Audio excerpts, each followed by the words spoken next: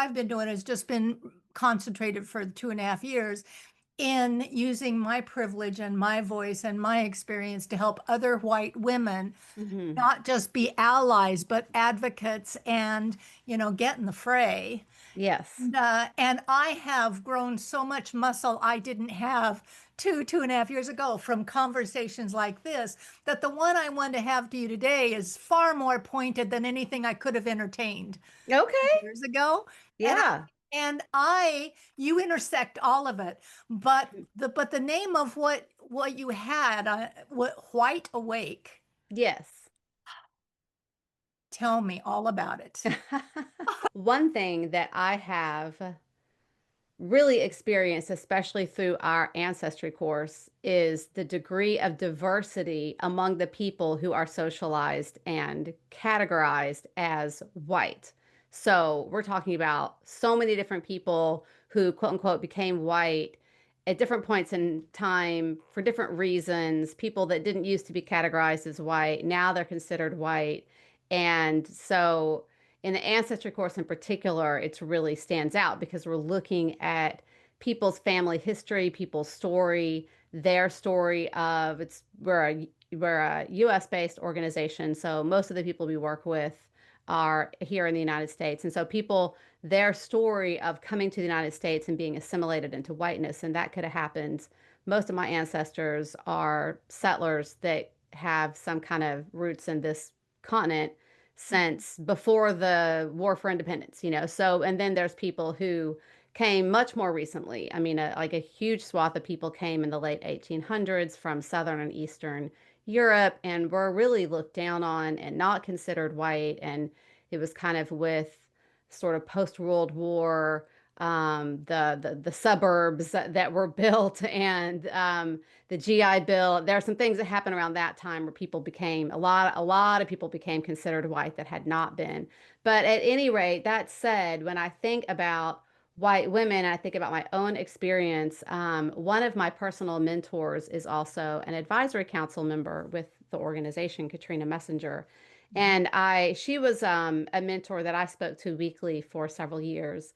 And it really helped. And she's African American, she's a DC native. And it helped me kind of unwind some of the things that I thought were personal failings from some of the ways that I was socialized.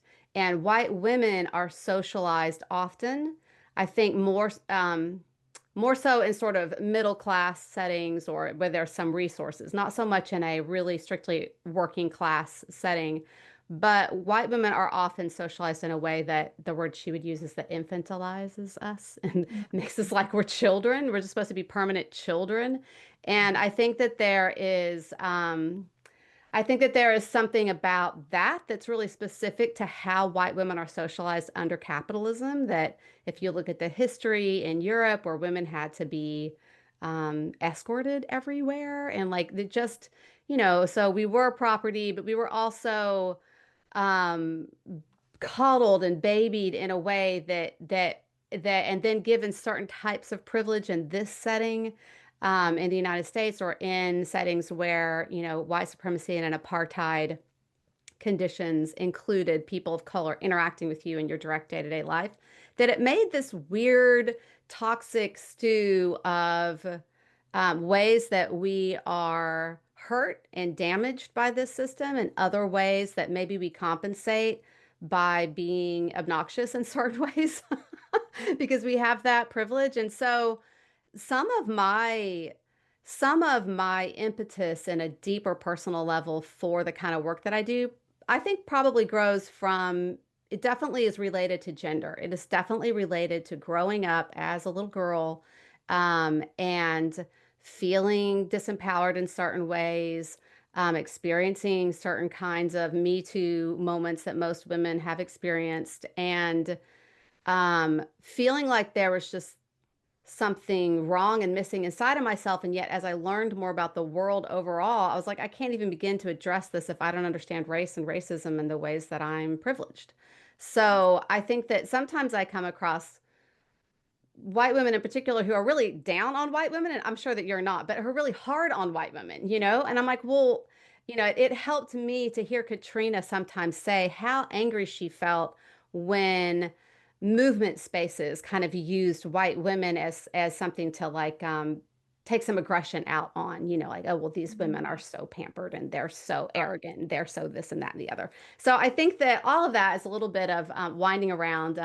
But I think that one thing that's central to the work that I do has been compassion and has been taking seriously the ways in which I have been hurt by this system, which means that everyone, and that which means that I want to take seriously the way that other people are hurt by this system. And it doesn't matter what kind of privileges this system gives you, we're all not being served. And many of us have some pretty deep wounds and scars based on how this world is ordered.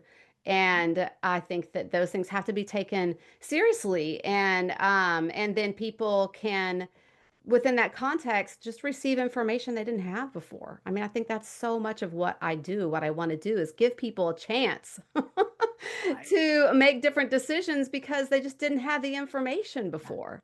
And do that in a space where there's respect for each person and there's processes for discussion and reflection, a study at home, activities maybe to connect you more with what we call nature, that construct of quote unquote nature, which is Oh, everything.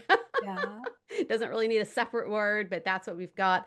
So that's just a kind of a smattering of different things that come to mind when you just opened up with me here and thinking about your podcast is really specifically coming from the perspective of a white woman speaking to other white women.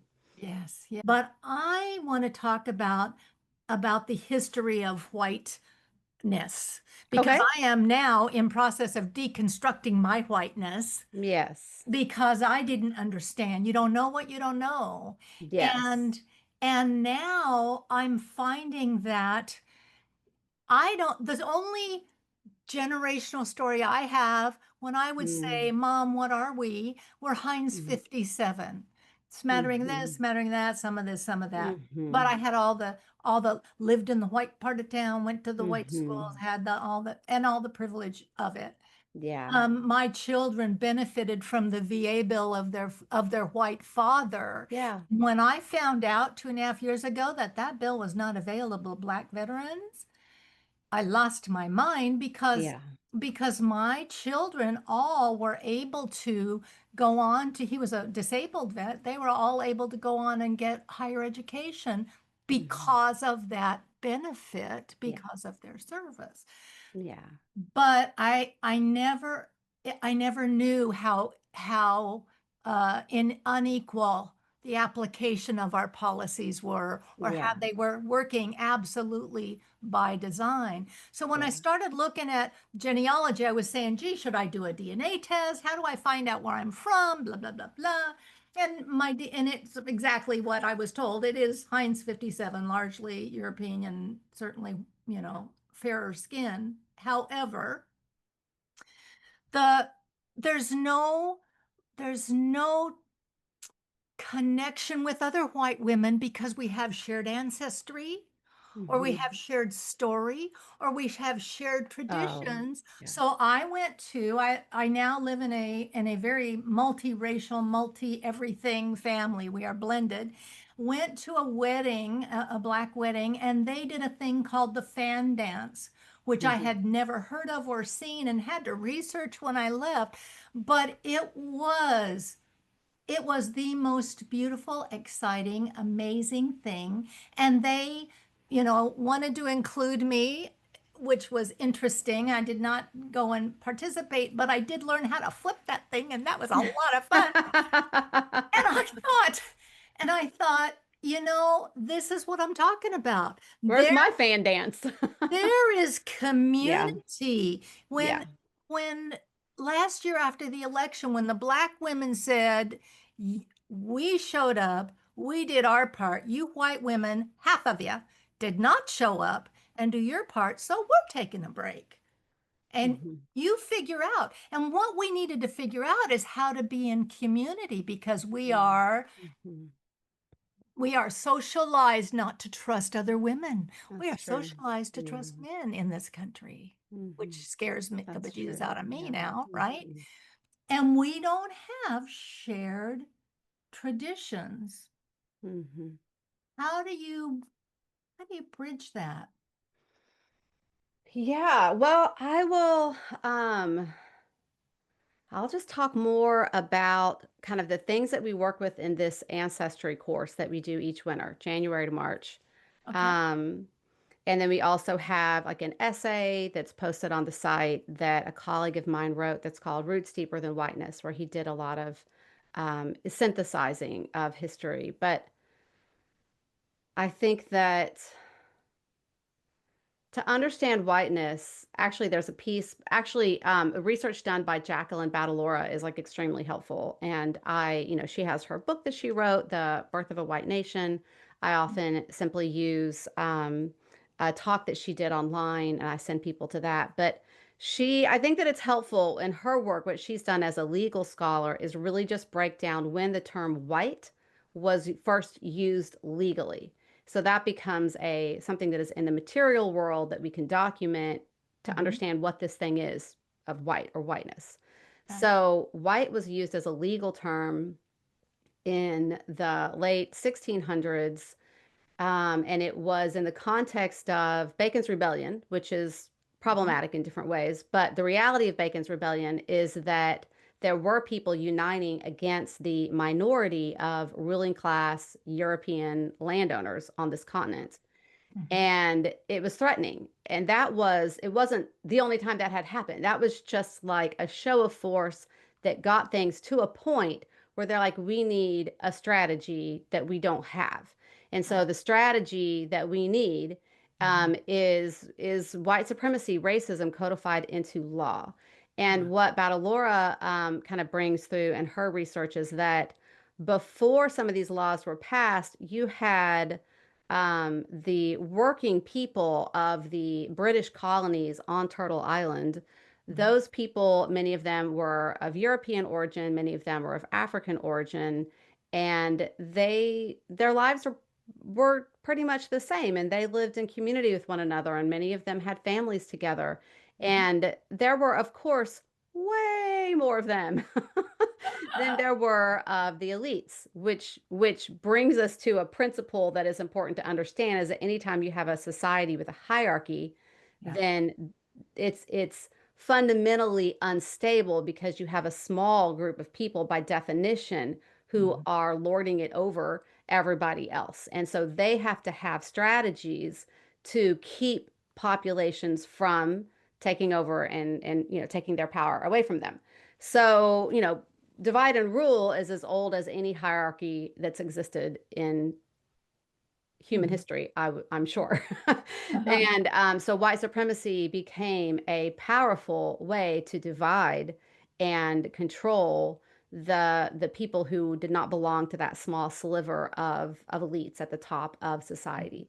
Mhm. I think the other thing to really understand about that social order is that it was brought over. There were hierarchies from Europe that were just brought and inserted onto this continent and became the and then changed within this context in certain ways. But it's fundamentally we're dealing with European problems and European hierarchies, patriotism, but patriarchy and capitalism, which had its birth specifically like in Britain and then kind of spread. But there are these hierarchies that came over from Europe and that like took roots here and took their own form here and then just kind of like went out from this place to along with European imperialism to dominate. But in terms of understanding whiteness, we have to understand its role and its beginning in terms of a legal concept. But then I can talk more about the way that we work with people to understand their family history and the ways that they were socialized into whiteness and kind of the way that happened and how people interact and relate to that in a way where they feel like they belong somewhere or have, Right. you How do know, they align? Right. yeah, who am I? Of course, it has a cultural life of its own, but this is a ruling class divide and conquer strategy, and it continues Okay. to be used that way billionaires today fund this strategy. It's not their only strategy, but they continue to use this strategy. It's Trump coming down the escalator telling you that the immigrants are rapists and all of that. Mhm. It continued. That is why it is alive and well. And there's one of the ways that it's referred to in the socialist and communist traditions within the United States, because we have a very strong anti-capitalist. It's not, it's labor movements, it's the radicals within the labor movements, but they would refer to it as an ideology that is inserted into the working class by the ruling class because it serves ruling class interests. People at a certain point, if you're indoctrinated into something, you're socialized with something, it's just how you think. You don't think about it as sort of belonging to someone else and having been inserted into your mind and your culture and your family. But that's what it is, and that's whose interest it serves in the context of capitalism, which is, an economic system that Mhm. is run on, it's for profit. And it's like a terrible, terrible, terrible game of musical chairs. It creates wealth in smaller and smaller and smaller hands just because of how it works. So, which means that anyone who wants to change that is up against a lot of power, a lot of concentrated power and wealth. But what we all have on our side is the fact that there's just way more people that don't belong to that ruling class. And so white people are socialized like the role, if we can think about the role of being white, is to socialize you to align with the ruling class, to feel like you belong with them, to feel like you're part of that, and to see the source of your problems as people who are not white or who are not part of your in group that you are a part of. It's the Right. wages of whiteness, which is like the Uh, psychological feeling of superiority, when in reality, having hyper exploited classes, like if mhm. we look at the US South, let's just pick the Jim Crow era of the US South. The Mhm. fact that you have people who are hyper exploited, Mhm. the black population, it brings everything down for everyone. It means that the white people are not being treated the way that they should be treated either, like not white working class people. They're not making the money they would otherwise make, and their strong socialization aligns them with the ruling class. And so they're the first to oppress, Mhm. the group that they've been taught to hate. Mhm. Well, and every child, whatever they grow up with, is what they think is normal, Yeah, of course. right? Yeah. Whatever that is. When I'm working with women, I'm helping them find their voice, but it's an internal inventory we're doing that Hmm. says, who said? Who said Hmm. they shouldn't be in my neighborhood? Who said Hmm. who made the rule? Where did it come from? Was it mom really, or was it mom's dad? Or, Hmm. where did that happen? And I then, love that. Yeah. yeah. And then the second question, and I got this from Dr. Nikki Lanier that changed my life. What has racism cost you, Yeah. white lady? Yeah. And it wasn't until I brought it home and it became personal Yeah. that it also became political, all in the Mm-hmm. same awareness Mm-hmm. of, now that I know that that that being in the white bubble, staying silent doesn't keep you safe. And I didn't No, have and I turns didn't have out. to wait, thank God, for all that's happened in the last 8 months to prove that to me. Hmm. I learned that. But Hmm. but now my mission in life is to help women find they have to do the inner work first because Yeah. otherwise they end up being fair weather friends. Yeah, that's happened a lot. So there's a lot of distrust between there's a lot of distrust that people of color often have for white people or white people Right. acting as a group or people who say that they're allies. And All right. one way that I would conceptualize what you're saying is to go from being an ally to simply being a comrade. That seeing that this is a common struggle. This is my struggle too. This Mm-hmm. hurts me too. This Right. hurts me directly in ways that you've already spoken to, where white people have been. You have to go back for many generations, but at some point in time, we were stripped of the kind of community belonging and tradition that we see in other peoples. That's part of what leads to cultural appropriation Mhm. sometimes of native traditions because we're so bereft, we're empty. We want that beauty and connection to nature and meaning and life, and we see it somewhere else, and we're socialized in a way where everything is commodity, and we're, Right. settlers in a colony, and so we just, well, I'll take that too. So, to actually take the time to learn something about your own family history. And Mhm. obviously, as you're saying, it can be very complex, especially if you have ancestry from a lot of different locations in Mhm. Europe. But you can always pick one or two and just study that for a while and then decide if you feel called to study something else. One thing I suggest to people is you can always start with last names. Your last name, maybe your mother's last name, maybe go back with a couple of maiden name, quote unquote, maiden names, Right. and just like, where is this from?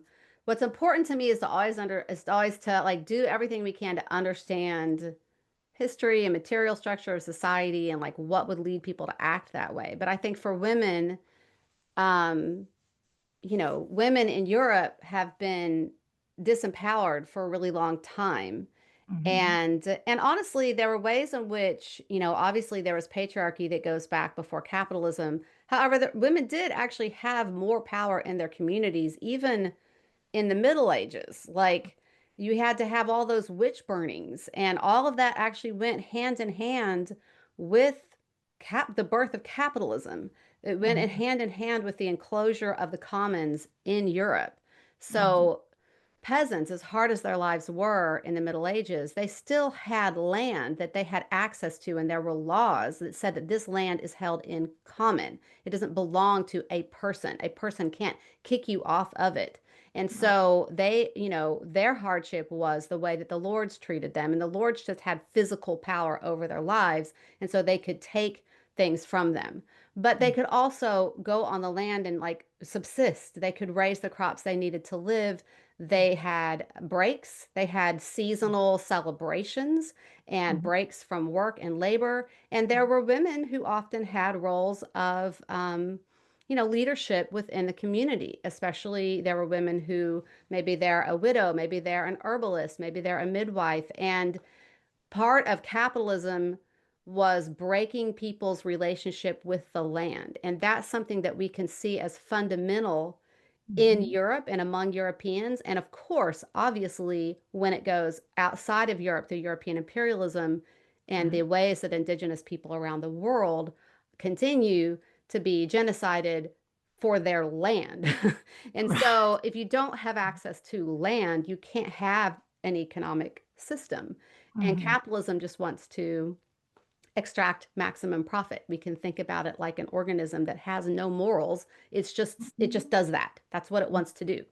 Mhm. So women, at any rate, women, I think that our roles today in many way are shaped by some of those early and like 1600s, like and before, but kind of maybe all coming to a head during that time period when capitalism was being born of being completely disempowered. And so, yeah, the Right. organization for the first 10 years was White Awake. The Mhm. idea is we're waking ourselves for the benefit of everyone. I Because if like we're that. hypnotized and under the Mhm. spell of the idea of white supremacy and just kind of going along with the status quo, then that's a huge problem Mhm. for everybody. Yeah. Right. And what made you change it, and what did you change it to? We are now Comrades Education. We've Okay. used that term comrades in terms of the work of White Awake quite a bit because comrade as a word signifies that you are on the same side of a common struggle. And so that is one way to think about the work that people do as white people is to become a comrade in a struggle, as Mhm. opposed to being someone who you feel like you're removed from it and maybe you're trying to help somebody or you feel kind of ashamed and disempowered and you feel like, Mhm. gosh, I'm like privileged in these ways and I don't deserve it and I feel bad about it. But maybe I can like be an ally to somebody else and quote unquote their struggle. I mean, it's true that sometimes we need to be allies to other people because they have a specific struggle that we are not dealing with. Mhm. But overall, this is a all-encompassing system, and to think of ourselves as a comrade Mhm. within a common struggle, is really beautiful. to Mhm. me. We also changed the name because we were beginning to do work that wasn't just work for white people. And so we wanted a more inclusive name, a name that could open up other possibilities to have this kind of educational programming.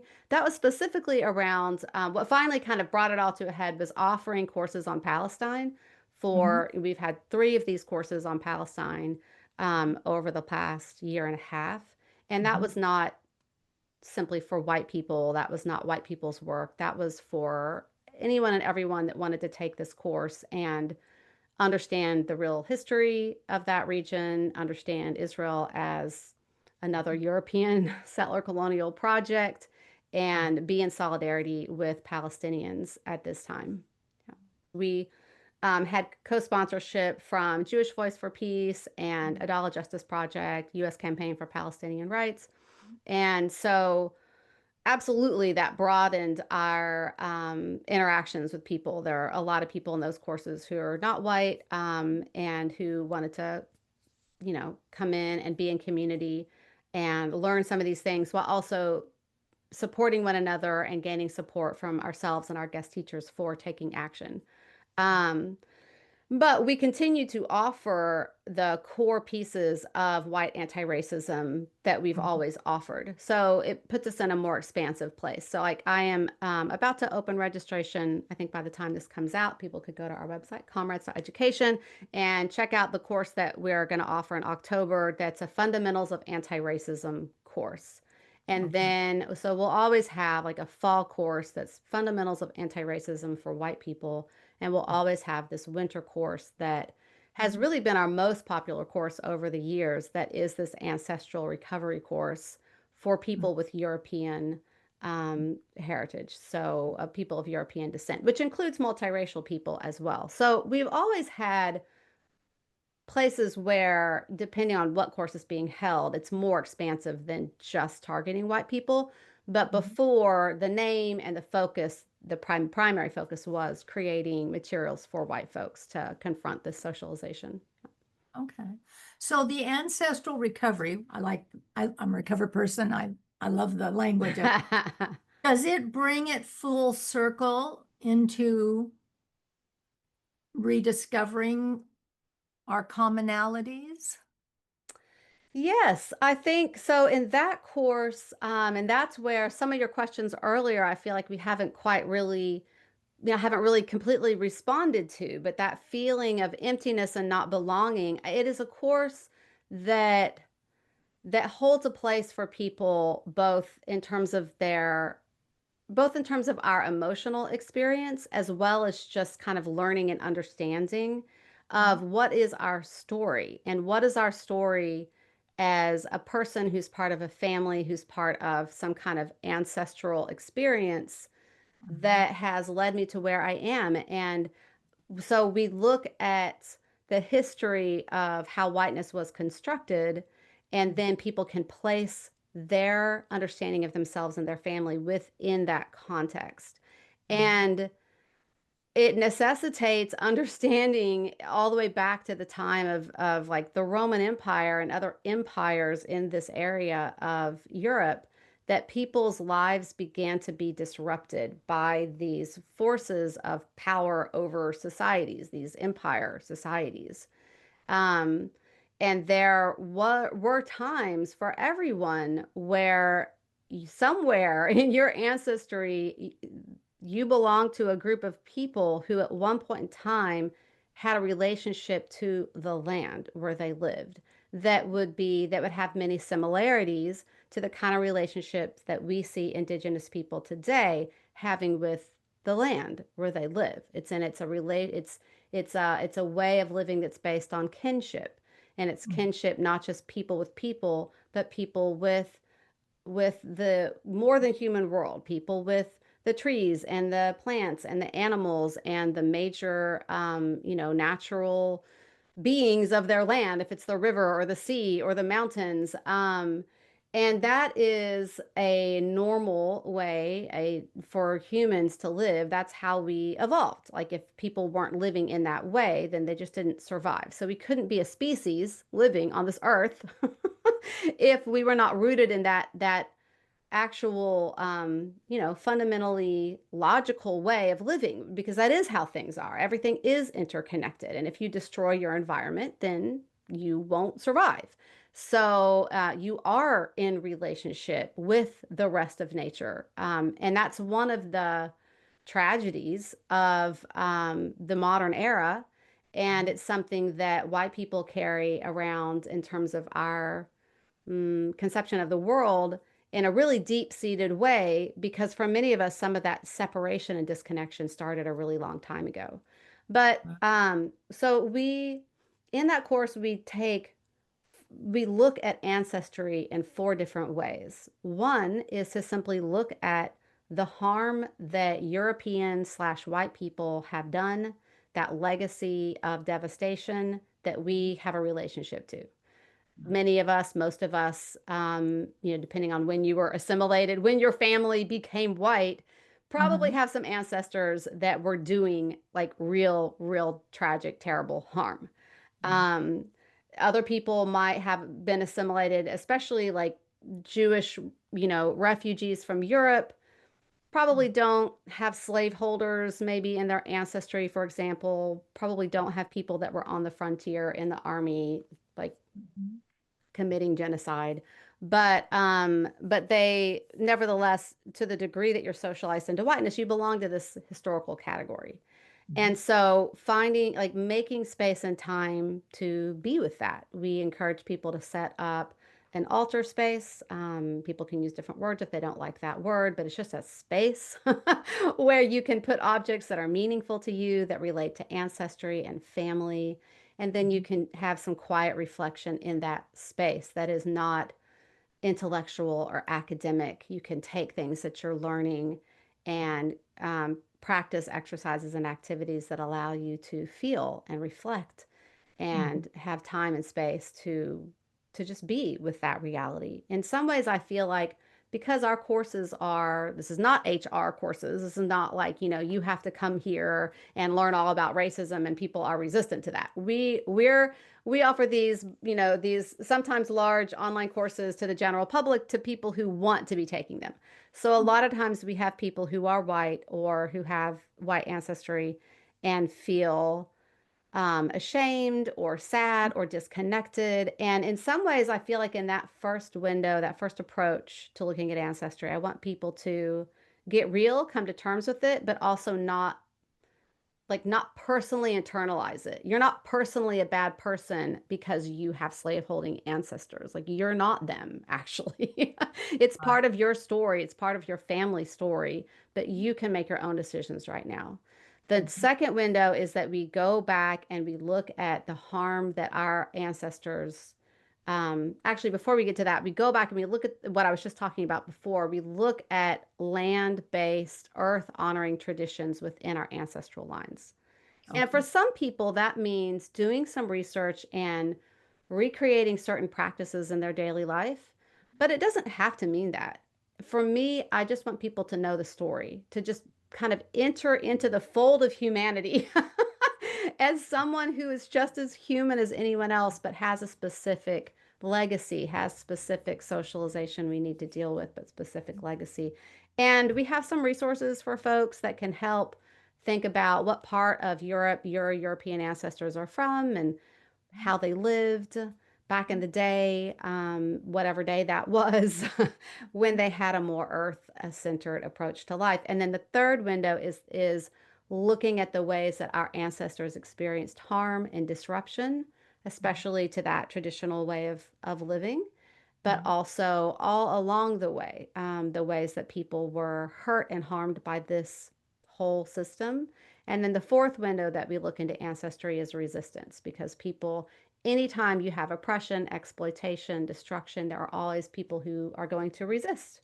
Mhm. So if you have ancestry in the British Isles, then or in England, then there's Boudica and the Celtic tribes who fought against the Romans, and and on and on. If you are of Irish ancestry, you have ancestors that were fighting against Mhm. the English settlers who were invading your lands, and in many ways recreating what the Roman Empire did in England to, the surrounding areas. And then there's harm that has happened, to people here as like working class people in the United States.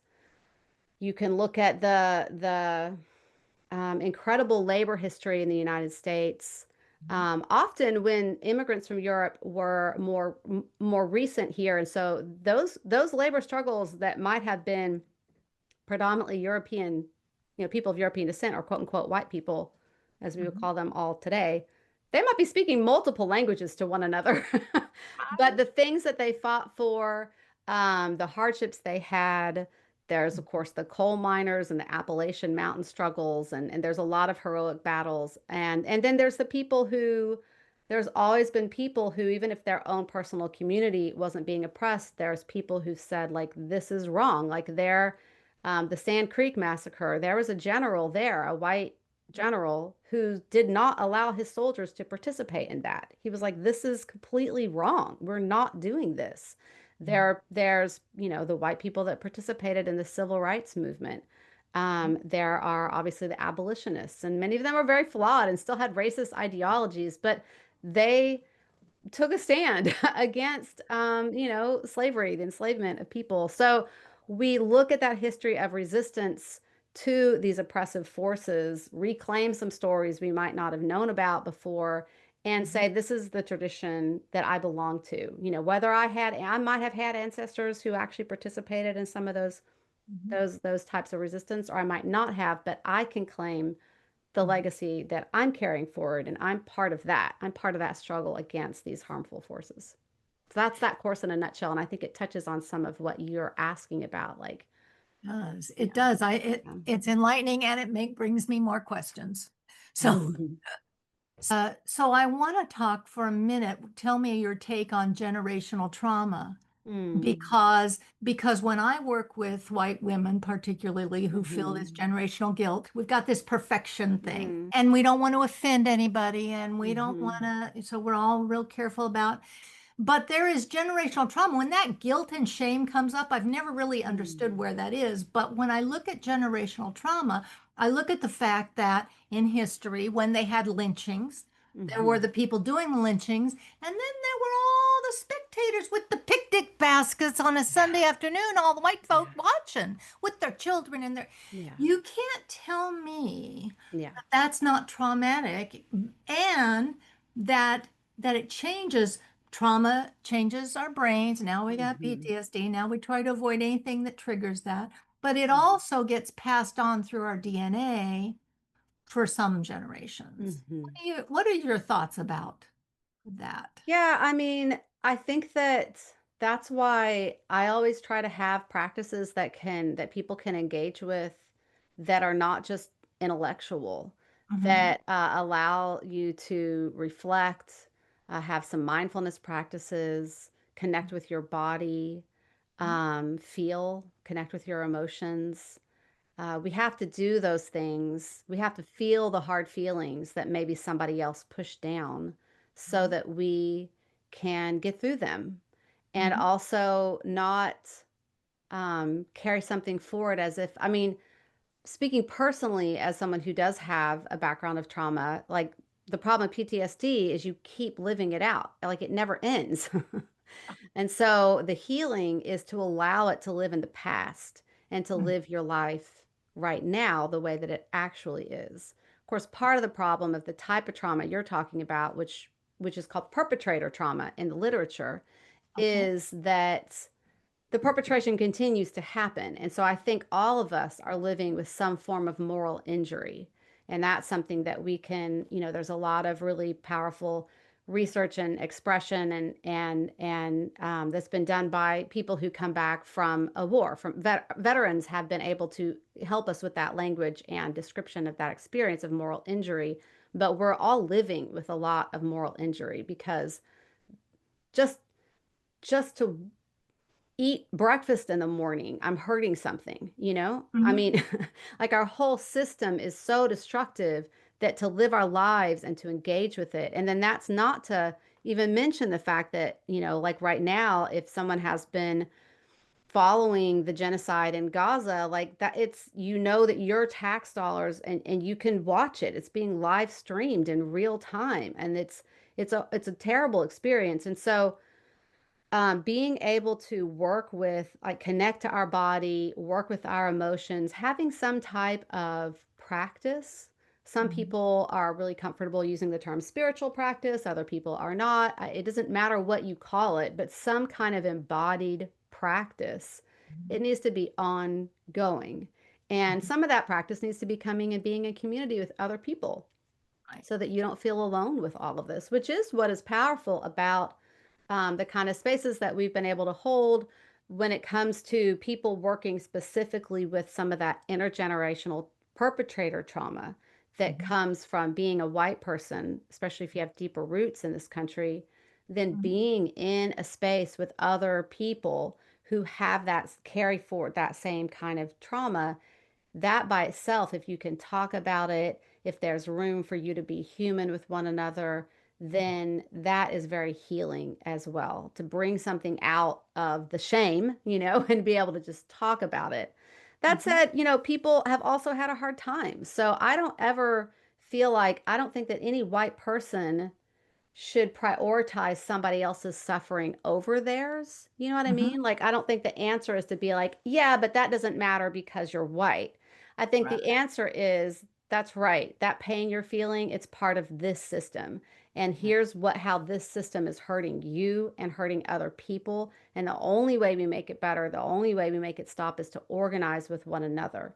And Mhm. part of organizing and taking action with one another is doing the inner work that you and I are talking about right now. Right. Right. And so with technology, I'm not even going to talk AI, with technology that allows us to see live streams from the Gaza Strip that will break your heart, unless you bubble up so that you are so disconnected from it, or it's not part of your real life that you detach all emotion. Hmm. That's the part when where we are, it is very difficult getting together since the pandemic, but getting together in community, it's like we had to start from scratch again. Yeah, it's true. The pandemic was really hurt community Yeah, yeah. interactions. Yeah. For a And lot of people, not everyone. Some people continued on. and Yeah. sometimes the feelings that are coming up for your body, I meditate an hour a day. The Hmm. feelings that are coming at your body aren't connected to anything in my day-to-day life or my real Hmm. moment. And it could be two generations of Hmm. look what I endured coming Hmm. through in ways that I didn't. And so I just Hmm. have to process that emotion, validate it, Hmm. observe it, let it pass through. But so important not to shut that down because it doesn't make sense. That's true. Yeah, that's true. And some of our reflective practices, we have instructions for people. And some of this I've also been part of the mentorship with Katrina Messenger. She's a spiritual, leader.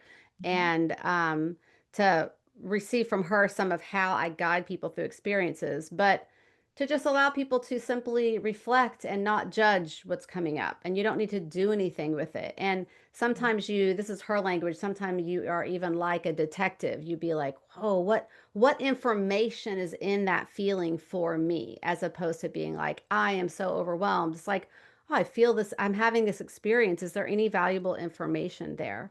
The other thing that I wanted to just share is that part of how we've always worked with people in the context of this project, whether it was White Awake, now as Comrades Education. Part of what's always been integral to the work is that we are supporting people in taking action.